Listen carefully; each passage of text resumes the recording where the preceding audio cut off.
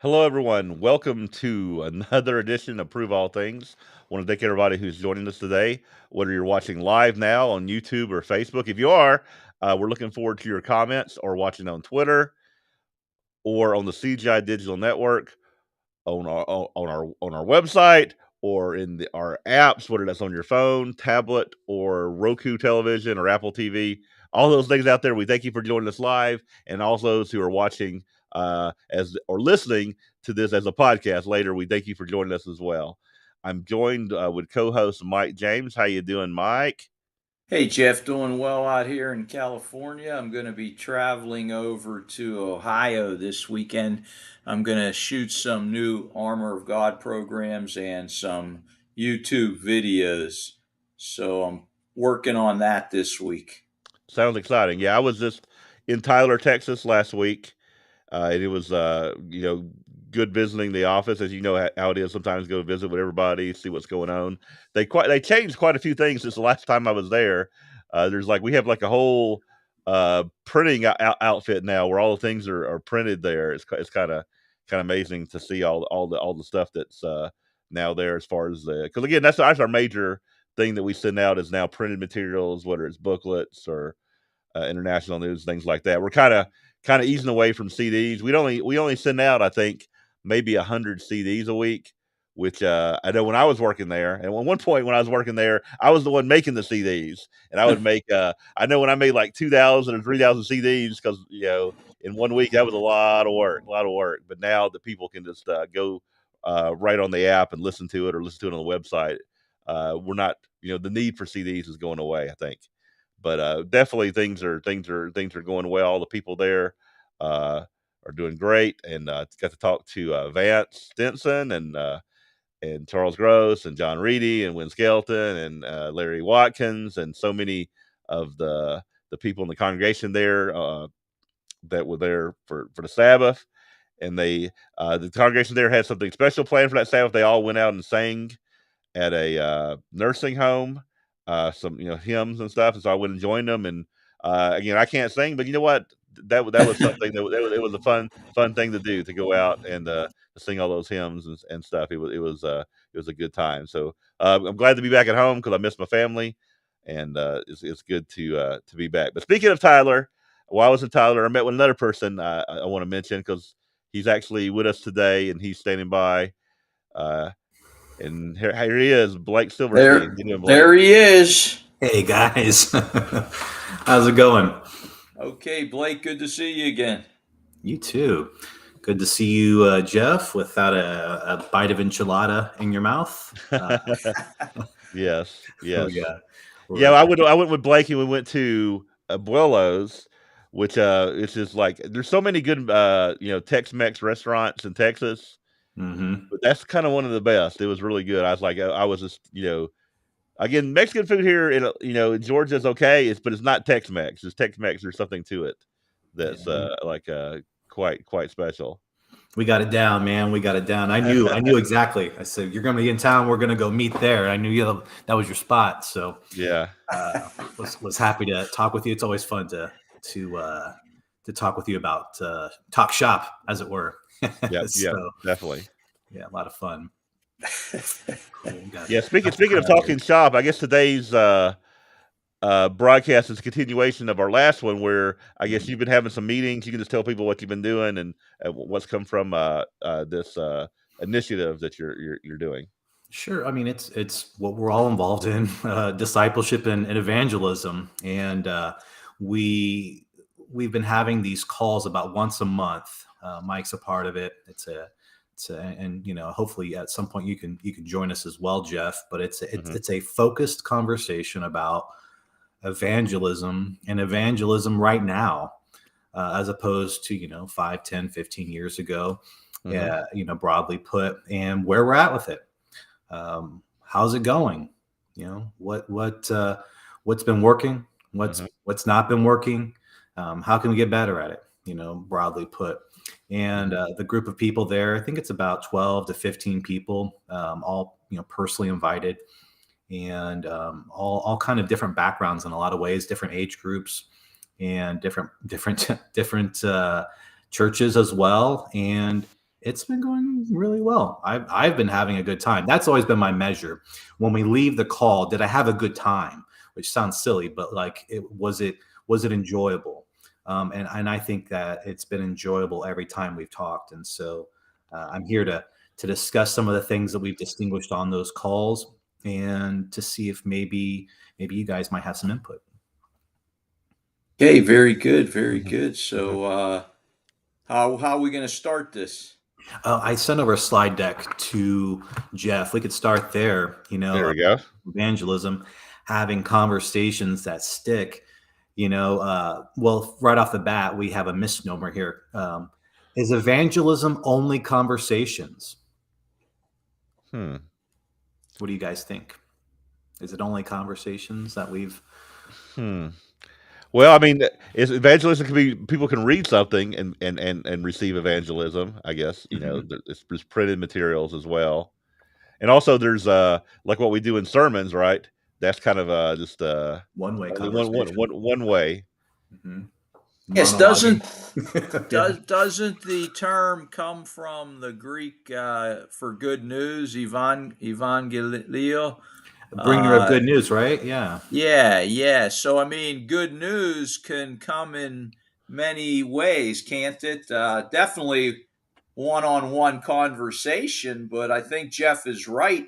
The website itself is bringing the good news in written form, in spoken form. So yeah, there's a lot of means to do this, no doubt. Skip Martin has something to add to it. Our actions are important. Our actions are important. Yes. Yeah. He said no, like exclamation point. Yeah. Is there only one way, Skip? So there's a young lady on the call.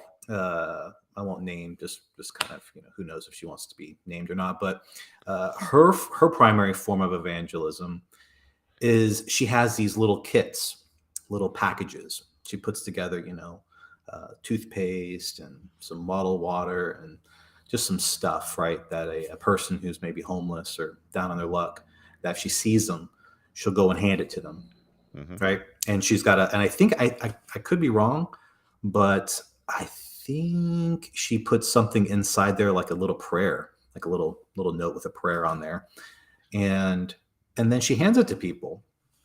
Probably doesn't have a conversation, might have a conversation, and she hands it to them, and then that's her form of evangelism, right? It's an action. There's no conversation. So, and she said that's been highly effective. Now, so you hand that thing to that person, and then you go about your day. That was the other thing we talked about. You probably will never see the fruits of your labor in that regard. And that's a big part, I think, about evangelism, is especially personal evangelism, is to let go of having to see the results, the fruits of your labor, so to speak. They're not yours anyways. And I don't even know if you would know if you had done well. You might just, not even be able to distinguish what's taking place over there. But anyways, but we haven't got past the first slide. I just wanted to draw a light to, that it's not necessarily conversations. And I think I liked what Seth put here, a real friend in hard times can spread the good news. Yeah, man. I mean, I think there's something really keen about being there at the right time. And the right time is usually when people are going through trials.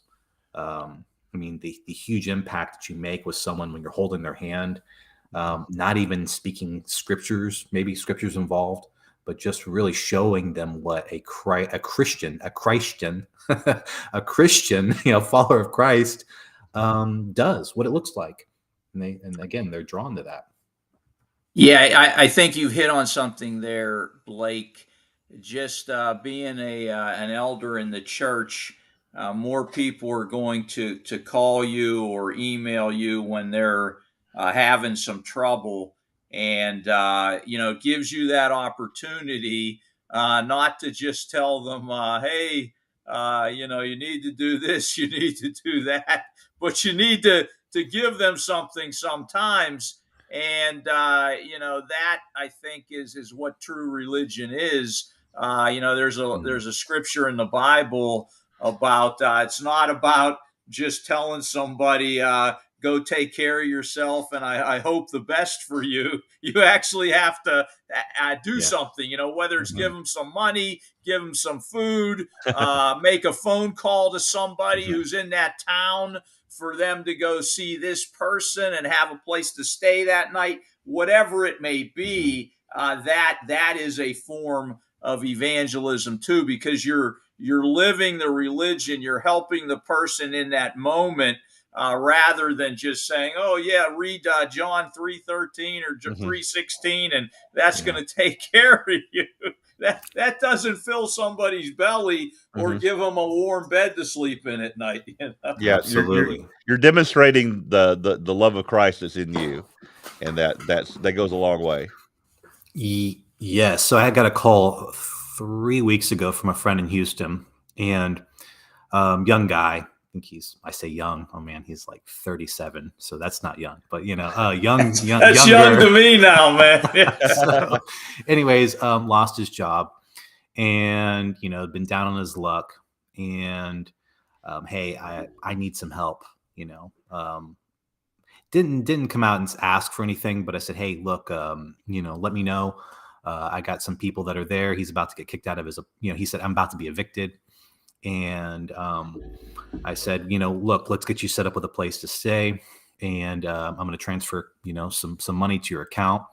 And he said, I'll pay you back. I'll pay you back. And I'm like, don't worry about that. Just get yourself set up, get yourself going. And, he sent back that he was just moved to tears. He said, "You're going to make me cry, bro." And later on, we started to talk about, where was he at with God? Did he believe in God? I was wondering, because this wasn't even part of he's not a part of the church. And he said, I believe in a God. And there was this idea about, um, a creator. He was agnostic, but we started to talk about, that I'm just doing this because it's what Christians should do. We should help each other out. You know what I mean? And he and I have been kind of talking about different scriptures since then. He's, now he's getting a second round of interviews. Anyways, I just think that that's, again, these kind of forms of evangelism. And I think that's an evangelistic effort, right? It was, and when I wasn't going about it in that way, I was just, trying to help someone out in need, right? Not necessarily having some kind of focused effort to get someone to the cross per se. And I think if there is something that would be effective, it would be something like leading with love. I heard this recently: lead with love, not law. Um, Lead with love, not law. And not that law is not a part of the conversation. Law is something that I think that is a personalized thing Mhm. as far as how you keep it and how you struggle with it and how you Yeah. overcome certain things that are challenging for you. But I think a part of that is presenting what that looks like Yeah. in action, not without having to use words. Anyways, Yeah, you know what? You say lead with love. That's what Jesus did, right? Because he would heal someone, and then he'd say, "Oh, go and sin no more." Like afterwards, like he would heal them, or different things he would do. But it's always the love was first, but he kind of would throw that law in a little bit, like, "Hey, now get yourself straight and stuff." yeah, Yeah, I agree with that, Jeff, but you just made me think of something that Jesus dealt with different people in different ways. Yeah, For you're right. You're example, right. for example, when we think of the Pharisees and Sadducees, sometimes he came on really strong with them because Yeah, they had a knowledge that's right. background that maybe the tax collectors and the prostitutes didn't have. And so, but I'm with you, Jeff. But it just came to my mind that in yeah, some cases he was dealing with the people in different ways, just like Paul would say Yeah. that, I want to be all things to all people. And Hmm. maybe that's another piece of this, Blake, Yeah. where, Mhm. we're dealing with different folks in different ways depending upon what we know about them. I'm going to deal with a Hindu in a different way than I'm going to deal with a Catholic Hmm. or a Mhm. Church of God person. So Absolutely. you got any thoughts on that, guys? What do you think? Yes. Go ahead, Jeff. Yeah, I mean, I would say just off the top of my head, just yeah, I mean, definitely, you're right about Jesus. He dealt with people in different ways because different people need different things. Like some people don't need a warm hug or Mhm. a blanket or her help, but they need to be, they need some hard love or they need to be stretched Right, out.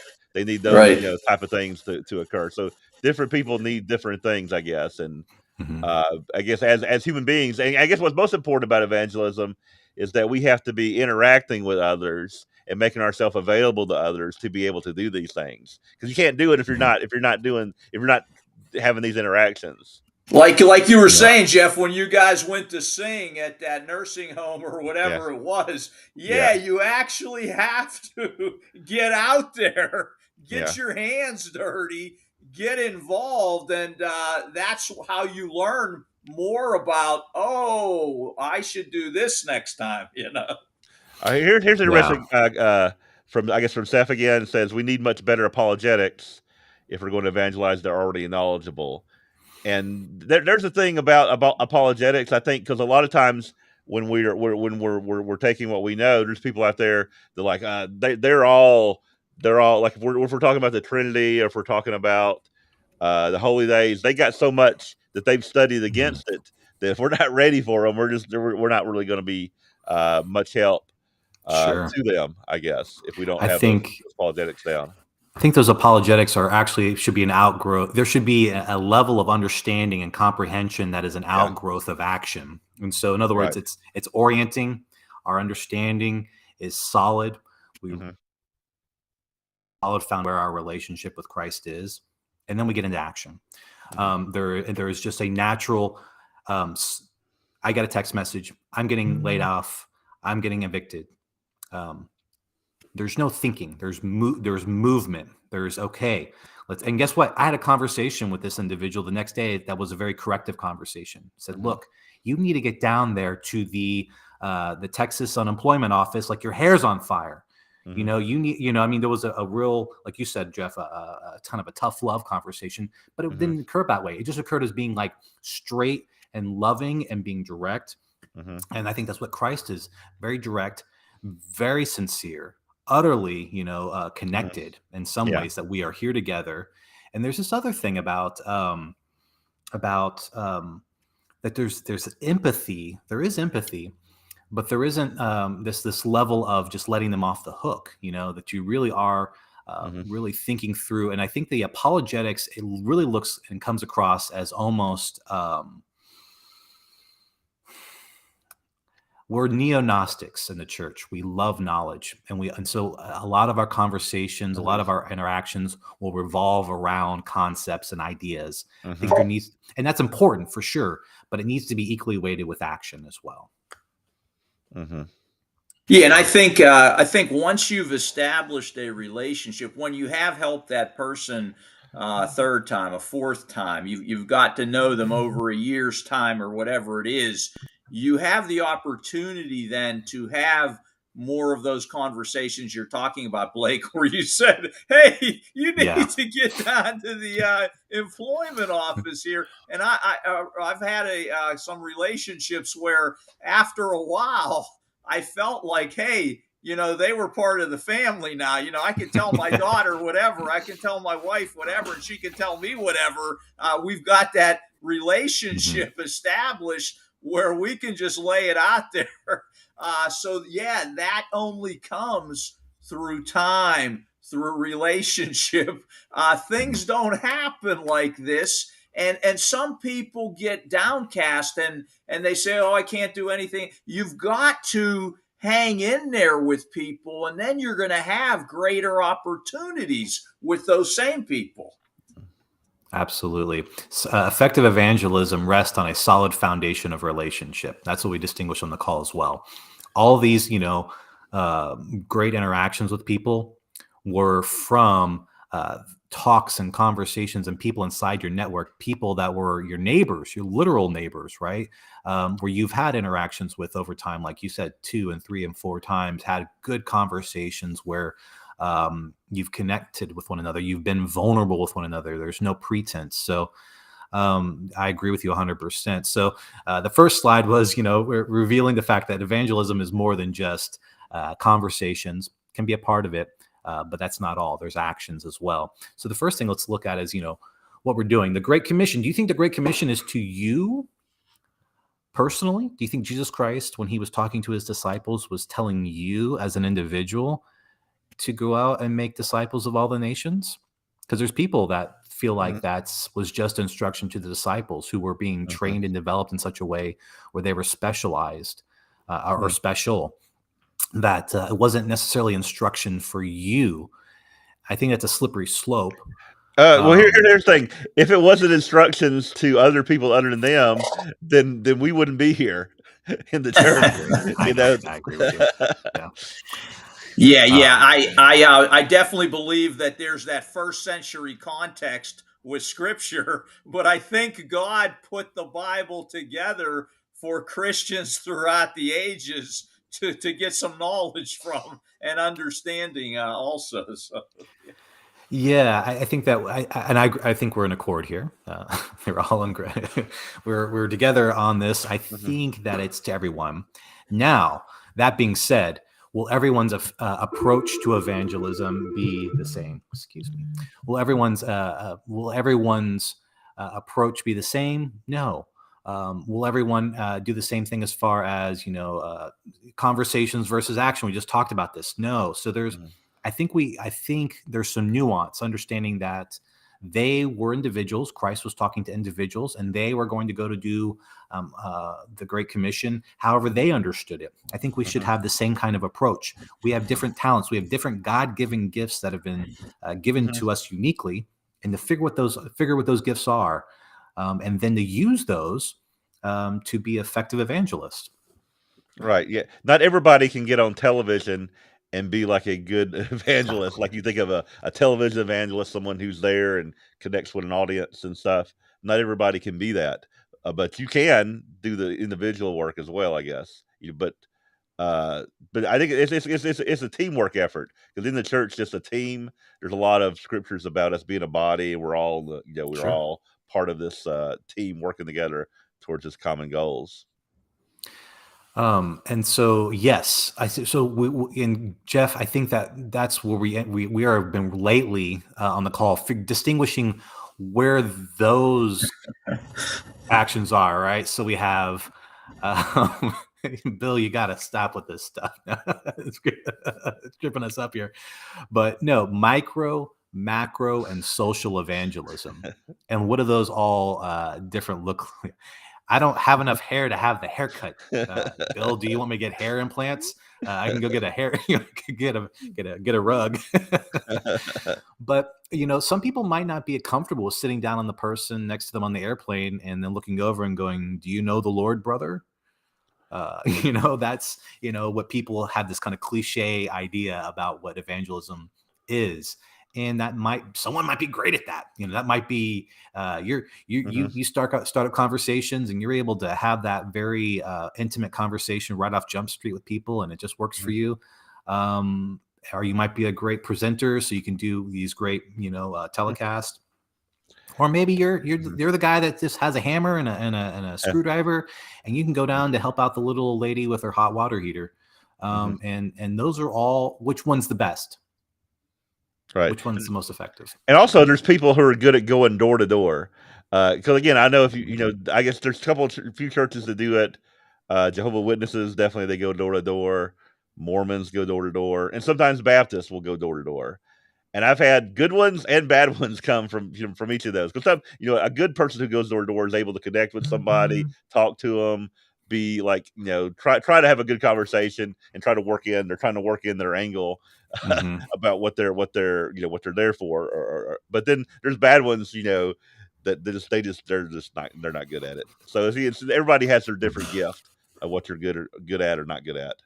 Last night, two Jehovah's Witnesses showed up at our front doors, and we invited them in, and they sat down, and we were there with Jeremiah and Tracy, and we were just talking about God, and they were young guys. They were like, I think one was 17 and one was 19, and they were just kind of like, we're just having this conversation, and they're like, this is going extremely well. Like, this is going a little too well. Hold on a second here. And Tracy's like, he's a minister. They're like, oh, okay. Yeah. And so I say, hey, look, as opposed to us focusing on where we're different, I'd like to focus on where we have some common ground, Mm-hmm. And so we had this great conversation with these young guys about, how we have some interesting shared roots as far as what was some of the was it the student movement? I can't remember the name of the organization that came out of that was started before the Jehovah's Witnesses, but anyways, we have some similar doctrines is what I was trying to say, and we kind of got into some of the origin stories of those doctrines. Anyway, so yeah, I mean, there's different approaches. These guys were great. They were friendly. They were nice, and they were looking for Spanish-speaking people. I said, well, they're around. So Bible student movement. That's right, Bible student movement. Thanks, Bill. Yeah. But what you were doing by again, sometimes when we let those folks into our house, we're doing some evangelism ourselves. Like you're trying to relate what it is about that we find hope in Jesus and things we've come to understand. That's right. Yep. So there was some good comments here. We need the training so that we will be prepared when the time comes for us as first fruits to teach those that God is going to gather from the four winds. Yeah, I mean, that's also another way of looking at it as well, is that we're training. Evangelism and our evangelistic efforts are also a form of training personally. We get as much as we're gaining, as maybe another way of saying that. So that's a good comment, Chuck. You or the church? Are we responsible, or is the church responsible, or is it both? Because historically, I think we talked about this a little bit. It's a pay and pray model. Send the check down to headquarters. Headquarters will handle the finances. Yeah, they will go ahead and get this program put online, and that's a part of it. That is definitely a part of it. And I guess as somebody who works, and I guess we all work for church organizations, and again, I do appreciate people who support what we do, because with that money, we're able to purchase advertising. We're able to try to reach people in different advertising ways. So that's a good thing as well, but does not take away your responsibility. The personal evangelism, I think, it's just another way of helping. Yeah, we talked about that. The macro, right? The mass evangelism, the telecast is orienting. In other words, it lets people know about Jesus. It's information based, but that's only skin deep. That's the first initial thing. We talked about if we had a billboard, and you drove by, and you had Jesus saves on it or something like this. It's effective and only about illuminating or elucidating what the deal is here, what Jesus is up to. And now we have I think the personal part about it, the relationship part is really important to follow up. So it has its place. It's not good or bad. It's just only as effective as orienting is what I keep coming back to, or making people aware of the ministry. Yeah, Skip has I guess maybe a comment that's interesting, where he says, "Stop looking down your nose at people who don't understand what we understand." And I can understand where he's coming from, because again, maybe we do in the church, we do believe something quite different than some other churches, and there might be that sense that we're better than others if we believe it and they don't. I think that definitely doesn't need to come across. It's more like what you were doing with Jehovah's Witnesses. What do we have in common with folks? Y'all have thoughts on that, on his comment? Go ahead, Mike. I know you got something. All right, hold on. Hear you, I though. think, hold on. Try to get you remuted. Sorry. Go ahead. You're muted. I can hear you now, Mike. Go ahead. I think. Why can't I hear Mike? I don't know. Are you self-muted, Mike? Maybe he's self-muted.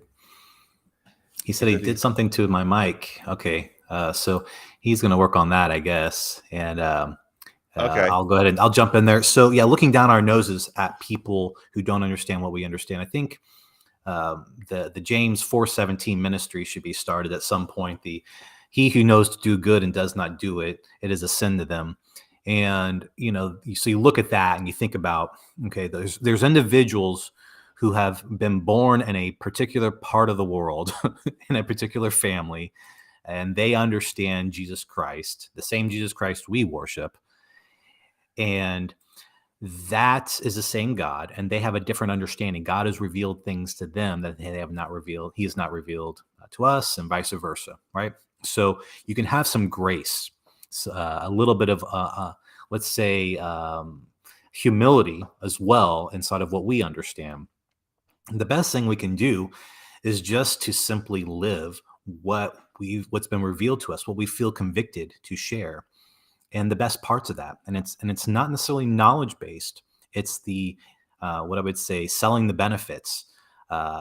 People should see you living in such a way, I think, that they want to be a part of that. I mean, the best thing you can do is to live your life in such a way, present yourself in such a way, communicate and interact with people that allows for them to see what you believe. They feel it. They can tell from the tone of your voice, from the way that you interact with them, and hopefully you're presenting yourself in such a way that people want to be a part of that. You don't have to look down your nose and say, and rebuke them and chastise them for something that God has not revealed to them. Now, does that say we don't talk about what we believe personally? No, we can talk about what we believe personally. The joy we get out of taking off a single day to spend with God every single week, and the opportunity to just have all that other stuff, the work and all the labor put aside for a little bit, just to focus on being with God and just allowing ourselves to feel that peace and to understand that he wanted that for us. In other words, talk about the benefit, talk about the joy, talk about the good stuff about what we do, and people will be drawn to that. And so I think that's a good way of getting around, a nuanced and sensible approach, as opposed to leading with, Jehovah's Witnesses, come in here. Let me talk to you about how you believe that Jesus was a created being, and really getting into all the things that they're bad and wrong about. And then guess what? People walk away from that feeling like they don't want anything to do with you. If our true intent is to really bring people to a better relationship with God, we should be tolerant and try to, again, be the best parts about our faith with them. Anyways, so that's a little bit about the stop looking down our nose at people who don't understand what we believe. All right, let's see if we can hear Mike now. Can we hear you, Mike? No, we cannot. Okay. Oh man. All right. I'll just you want to continue on your slides, and I'll give Mike some advice here on. Sure. Yeah, that's fine. So this is a little bit about what we just talked about a second ago with the some have it and some don't. The idea about the Great Commission to you individually. There is this belief that some people just have the gift of evangelism and some don't. I don't know if that's something that you guys believe. I think that this is a conversation that everyone needs to be a part of, that everyone has, again, their own form of evangelism. They have their own particular gifts that God has given them. They're unique. And that will allow for them to be, the kind of evangelists that God created them to be. There's a lot of different ways of evangelizing, again. So this is kind of rehashing some of the ground we've already covered. So if you want to go to the next slide. So, how do we have meaningful conversations about God in a way that people are left with wanting to know more? And we could even say, how do we have meaningful interactions? It's probably better about God. And I think we've already brought this up again. It's not just conversation based, but what I would like to distinguish here at this point in the conversation is the idea of specialization. There is, so we've talked about this a couple times now about there's no one way to evangelize. There's no just sermons, just telecasts, just radio programs. It's like, no, there's more. There's more involved. There's some people who do social evangelism. They go out and they create, let's say parties or gatherings where people can come together and worship God. We can go out to the community and sing to the elderly, right? That's a form of evangelism. There's all these different types of evangelism. We can give people gift bags with a prayer in there for them as well to people. I mean, there's all these different types, right? So how do you train people? How do you have a comprehensive way of training people when all the approaches are unique? Provides a challenge, doesn't it? It's a bit difficult. Well, we thought about this and we said, well, let's put together what we call the first blush of this we need a name, by the way. We got to figure out a name for this group. We were trying to figure out what we're going to name all this. We thought the Gardeners Club, some water, some plant, but God gives the increase. Yeah. The day laborers. I thought the day laborers is kind of cool. So maybe that. But anyways, if the day laborers, that's when I'll join you at the very end, and I'll get the same reward, right? That's right. We have our friend here, Jeffrey, the 11th, aka the 11th hour attendee. But no, so you have this. The day laborers get together. We have what's called the first blush was a brag session. I didn't like that idea, but the idea is that we just talk to each other about what we've been doing, just brass tacks. What have we been doing? Well, last week I went out and I was, driving along and noticed a guy who had the wheel was literally ripped off his car. And so I stopped off and made sure to check on him. And, he, was in a terrible way, said he fell asleep at the wheel. By the way, this actually happened just a couple days ago, and to talk about that, and I asked to pray with him. Right. And so we prayed and, anyways, I gave him a pamphlet. I told him, gave him a business card. I'm kidding. Gave him a business card. No, that was it. And so then we go around, right? We do a round robin. We go around the whole group. Let's say there's 15 or 20 people, and everyone is talking about what they did this last month, about what they would consider to be an evangelistic effort or action. And, maybe the more abstract, the better, right? I don't know. So I know if I would consider that to be a form of evangelism, right? Well, tell me why you think it is a form of evangelism. Tell me why not. And then, so everyone shares their story, their action. Well, I gave a great message, I thought, and people came up to me afterwards, and there was some good things and there was some bad things. And anyways, we talk about our hits and our misses, what we've been doing. And I even kind of cringe when I say hits and misses, because that presumes that we know what a hit is. And that also presumes that we know what a miss is. You could be doing things that are effective, but just because you didn't see that person, little light bulb moment go off right there in front of you when you're having this interaction, doesn't mean it wasn't effective. So, but anyways, you get the point. Everyone's going around this round robin. They're talking about what they've been doing. And people, for one, are hearing a unique approach that maybe they haven't heard before. They go, oh, that's really cool. I like that idea. I like the idea of putting together care packages for the homeless. Whenever I am out and about, and I can just hand that off to someone. And this lady was talking about all the different little items she puts in that bag. Oh, that's cool. That makes it easier for me. Now I know what she's been doing. And then you go, hey, hey, later on, let me talk to you about, what you might consider is putting in there a hand of Purell. I don't know. but something that is a feedback. In other words, we're having this conversation now about specialization, okay? Getting better at our evangelistic efforts, but it's unique, yet we're able to still be of service to one another in a meaningful way. And this way, we're not just saying, because all I've heard about evangelism from most groups, it's a mile wide and it's an inch deep, right? It's a bunch of interesting interactions. It's the old tried and true approaches. It's maybe the scriptural examples that are kind of antiquated, maybe because because this book was written a long time ago. But it's not getting deep, right? And what I want to have is an inch wide and a mile deep conversation about evangelism. What does it look like on the front lines? How are we doing it right now? How is it? What's working? What's not working? You tell me what you're doing. You tell me what you're doing. What's working? What's not working? And then we're going to give each other some feedback, and we're going to grow. And we're going to get better, and we're going to take this training approach to it. And I'm more interested in hearing about things that we've done that we think we failed at, because that's where there's real growth.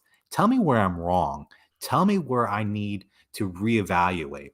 And that's something that we've been kicking around. And I think, and then so the idea is that you have this conversation with all these people and going around, and they're sharing all those different approaches. And then what you might see happen, guys, is you might start to see, well, hey, I noticed that so and so has the same kind of approach that I do, right? Mm-hmm. I see that Seth does some of the same stuff that I do. Offline, Seth and I, and then also I noticed that Steve over there, Steve does some of the same stuff too. We're three going to have a conversation about our particular flavor of evangelism, and then we're going to get real dialed in. We're going to become specialized in that kind of approach, and we're going to become better and better at it. Mm-hmm. So, do we have Mike back yet, or no? Okay, what do you think about that, Jeff? Yeah, I'm hoping maybe Mike could maybe connect on his phone or something. Okay. I sent him a link, and maybe we could try something to get Mike back on. But so for right now, we'll wait on Mike to do that. But yeah, I guess this thing's about sharing things that we do and what we can do better, or what we can help each other with. I guess there's so much. I just want to talk to someone who has success stories. Like, who do we know that's successful? Like, what are we doing that's successful? Because that's what we all need to probably imitate or copy. What's the most successful things that we're doing? Well, that's what I came to I created this group originally because that's exactly what I wanted to find out.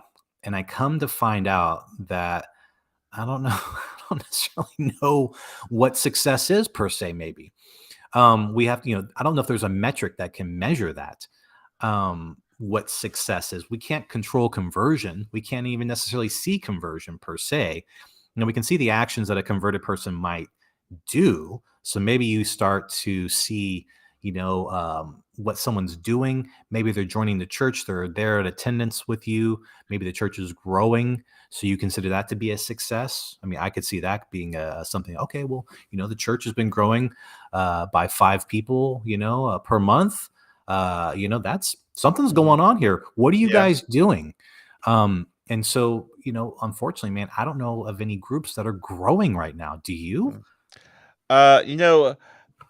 The thing that I've kind of figured out, I guess, and this is probably not much, is that having a webcast helps grow a church.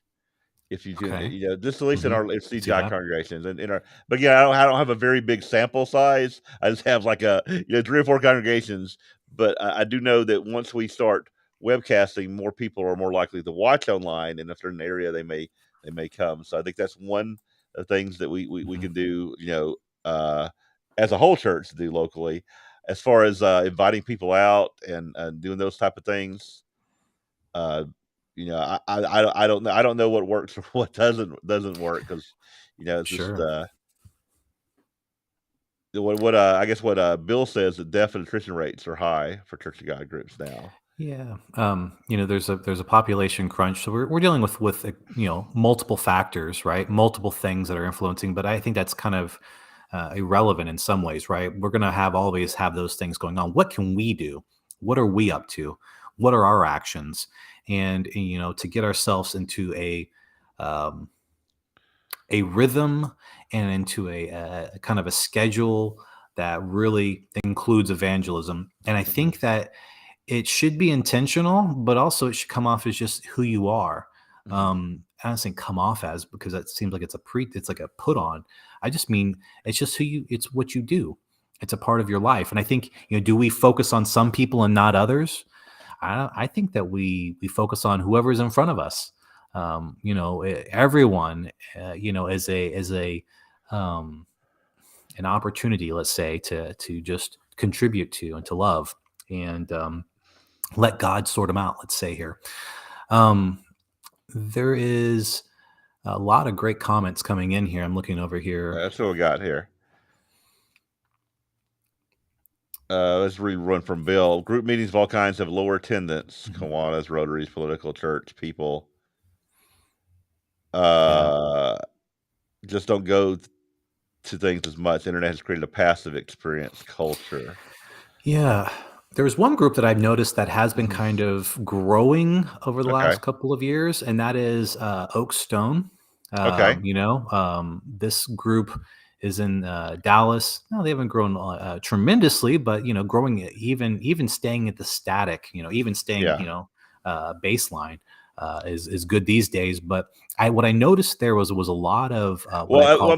my question I Yeah, asked about them growing, mhm. did they? Because I know they came from some other people who were Church of God who are going there. Are they just growing from people in Church of God who are looking for somewhere else to Transfer. go? Is it It's a transfer, good point. Yeah. or are they bringing in new people from what they're doing? And that's what I would be curious Yeah. to know. I don't know enough about that to know, but I do know their model is. I guess they have a more praise and worship type Mhm. experience for people where there's, I guess, more contemporary music. People a little more freer with their emotions than you would see in a normal Church of Mhm. God That's right. culture, and it's definitely a different approach. Uh, that is there, and I guess Bill says Yeah. it's just this. But I think they're onto something with moving in that direction for this culture and this Yeah. time and this place. Because right now, I don't think that Christians, I think there's a lot of things going on. The reason why things, the churches aren't growing. I think that the best thing is for us to consider the fact that maybe we don't have all the answers. Maybe Hmm. we've been doing it. Maybe there's something that we can do differently, and to constantly be humble Hmm. and to meet people right where they're at, which is what Jesus does and what God does, right? They meet them right where they're at. And I think that we are looking for something in the way of results that is not beneficial. I think it's like David taking the census. I think that we need to get more focused on just personal behavior and what we live and how we live, Hmm. and then the results will just come. But that doesn't mean to slack off. That doesn't mean to just let grace abound per se. I think that you have to we have to keep ourselves in motion, and if we don't see people showing up to church, to not take that as a slight, or to take that as a way of saying that maybe what I did hasn't been working. Incorporating a little bit more emotion. I think the emotion part of it is actually the vulnerability. I think historically in the church we haven't seen much vulnerability, and so people conflate those two. Usually, when you're being vulnerable, you're typically more emotional. And so I would say being transparent, or being, let's say, authentic with people Hmm. works. Everyone it seems like in scripture is just being they're being authentic, and in the way of the good guys, right? The best ones. Hmm. David was being authentic with God. He was never trying to pretend something. He wasn't. There was no pretense with him. I think that's why he was a man after God's own heart. And that authenticity, I think people right now, especially in the age of the self and the selfie, people who see authentic behavior are going to be drawn to that. I also don't think that right now people see much of a need for God with so much opulence. And so we're going to have, I think it's a tiny flock just by design, with uh, the continuation of so much the stuff, all the more we have access to. A lot of time historically, we've been persecuted. We've been in some ways going through trials. That the good news was really good news because it said, "Hey, look, what you're going through right now, it's not going to be this way forever. There will be a point in which God wipes away every tear." Mm-hmm. And it's like, "Oh, that's good news.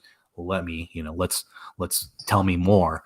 It's like now it's like, "Hey, look, you have everything you wanted on 15,000 different channels, and actually, millions of channels if you're on YouTube. And what flavor do you want it? Who do you want it by? You could get Yeah. pleasures on tap." Yeah, you know what? I think focusing on good news may be a key to things that we should be doing, because I think a lot of times it's been like Church of God tradition, believing that we have to be some type of watchman and we got to tell people all the bad news and everything that's bad that's going on, and we got to warn people of all this bad stuff. And I don't know how well that appeals if you don't have that good news. I'm not saying not to warn people. I'm just saying you got to have that good news and let people know the hope that is there. I mean, I remember when I first watched the World Tomorrow program. I don't remember bad news on it. I just remember it was a lot of hope about the kingdom of God that was talked on that program. Always this hope, always this Mhm. future world, always this great stuff that's coming. Was everything that I heard when I was watching that, and I was 10. So I mean, I have it from that perspective, but that's what I remember. Is I remember good news when I was being called. Let's see if Mike is on. Can you hear us? Can you talk, Mike? Yeah. Can you Yeah. hear me? Hey, there you go. Yes. Yeah. All right. Okay. I just wanted to say that I think that we need to continue doing whatever we're doing, that we can't stop. And part of the problem, I think, is people give up. They get dejected. They feel they aren't getting any results.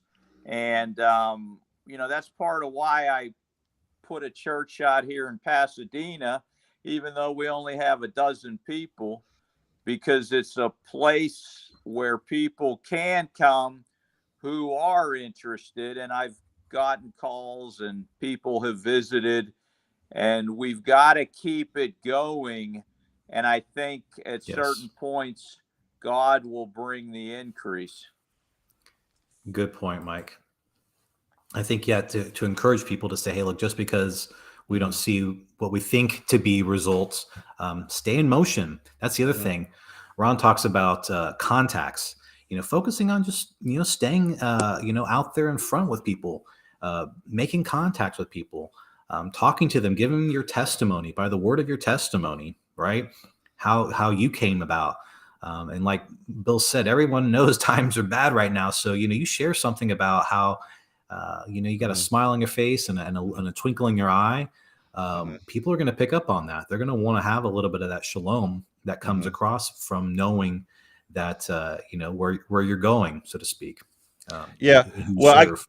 I mean, so you're president of CEM, and you reach a lot of people through evangelism with Ron Dart's works. Hmm. And would you say, and I could say from CGI, maybe this may be true, but I want to see if it's true. I'm pretty sure it's probably true there, that there are a lot of people who listen to Ron, who support Ron, who get evangelized by the work y'all are doing, who never Hmm. come to one of our churches. Do you think that's a good thing to? Oh yeah, all the Yeah, time. So I mean, I don't even necessarily know if that's considered to be evangelism in some ways, right? It's mass evangelism for sure. yeah, Of course, we are effective in that, but yeah. that's where my conversation has come about what does it actually look like, because we have this radio program on tons of radio stations right online. We reach thousands and thousands of people every day. Hmm. They write into us. We have communications. We have interactions with them. But they ask to go to churches, around in the area. But I mean, ultimately, it feels like there's something more. There should be something more going on, and I Hmm. think it's because Ron's not around, right? I mean, Ron's not a living and breathing, right? These are programs. This is where Hmm. mass evangelism doesn't really it doesn't get you all the way there. It's Hmm. just it's orienting, it's informative at best, Hmm. and then we have to have people, we have to have groups, we have to have a place for people to go to have their heart pricked, to be able to be in community, to be a part of something. Well, one thing I know, because we do basically the same thing. We have like the Armor of God program that Mike's a part of. That we do. We broadcast different things that are different subjects that people may be interested in, and we have offers people can write for. They can get on our mailing list. They can watch the different things that we have and stuff. And so we create that group. But I think I think what the need I see from experience is that we people will come to church. You'll say, "Hey, there's a church there." People will come to church, but we have a way of not closing the deal, right? Closing the deal. In other words, we get them to come through the doors. And again, if I could count the amount of people who've come through the doors in the churches that I've been in, uh, that would triple the size of the church or quadruple the size of the church we have if they were to stay. We have we have a problem, I think, or a challenge or an opportunity. I would maybe say that when people come to our doors who are coming from these mass evangelism things we're doing, we're not good at closing the deal. We're not good at finishing that evangelism at Connecting. the church Yeah. or I think connecting or finishing with it. What do you think? Yeah, I agree with that, and I can give you a number of experiences over the years, whether it's at my Maryland group that I was with, or even here in Pasadena. I've had a few people come in the door, seemed interested, came for a few weeks. I didn't see the guy, and I called him. I sent him a email, and I said, "Hey, I'm not trying to be pushy, but Mhm. just trying to figure out. You seemed enthused and interested, and what's up?" And he said, "I'm still interested. I just got some things going on," and then never got back to me.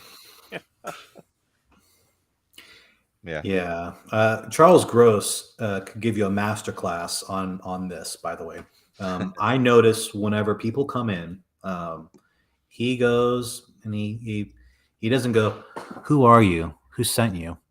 What did they say?" You know, he he goes over very very unassuming and just curious and hey, how's it going? I'm Charles Gross, and not I'm Charles Gross, the previous president of the organization. Nothing like that. Just like a real natural, friendly, and curious. And how can we be of assistance? What's going on? What's your story? Let's and we've had a lot of people come right back. So the Tyler group's doing pretty good as far as new members. We have a lot of new people, and that's watching Charles interact with people has been great to see what it looks like just to have a real, I would say, authentic conversation with someone about what's going on in their life. But I agree with you, Jeff. I think that there has been a lack of that historically, and the only way to get better at it is to do it. So the thing to do is to get into motion, stay in motion. I like Mike saying, "Hey, look, keep going." Let's I want to encourage everyone that a lot of these calls have really been helpful in telling me that what we need to be doing is just continuing to have conversations, continue to have interactions, continue to share the joy. There's been great suggestions. I'll continue to hopefully maybe to continue this conversation with you guys. I didn't even get to my notes. I'm sorry. I think that we get some great conversation going about these different points. And Yeah. I think it's okay to have sidebar conversations, especially when we're talking about discipleship and evangelism. It's a huge subject. It's something that we're all involved in. And so, anyways, just thanks for having me back on. Yeah, I'm glad you share this and discussing this, because again, it is a thing that we in the church we really I guess we had the model that worked really well in the 60s and 70s. If you would, it's that there were the wide evangelism on the television, radio, and then you had people who came to the churches, and their methods. There's a lot of criticism of the methods as far as, hey, there's that, the be invited or go to some screening and stuff before they there were some things that were different, but they were able to get people in churches with what they were doing. You can't deny that was not effective at that time. I think right now, we probably we don't reach as many people. We don't, the things we're swallowed up by the internet. We're swallowed up by television. The message, even if you combine all the messages of the Church of God together, we're still so small compared to the messaging of other churches and other things that are distracting the people. So I think it's just less people are hearing the truth. There's less seed being spread, and it probably kind of trickles down to the church level is what my Hey, general feeling is. yeah, and I think the Bible speaks to that. Small flock. That the word is going to diminish Amos. as we move closer to the second coming. I mean, Famine I can of show the you word. some scriptures Yep. that seem to say that. Yeah, famine of the word. That's right. And there's captivity out there in front of us. So, I mean, I think if anything, I want us to leave the call with is, like Mike said, encouraging people to first to know that God wants you to share your faith with other people. And however you can do that, however that comes across as being real, you can share about where you've struggled with that, where you have overcome certain things that maybe they've been dealing with, and that you're just because, again, you don't see them showing up to your church that weekend, that Sabbath, don't take it that it wasn't effective. And to know that you have your own particular flavor, you have your own particular God-given gifts, and so you're going to have a different way of evangelizing them than someone else, maybe a minister or pastor or some deacon in the church. So not to be caught up on making sure it looks a certain kind of way.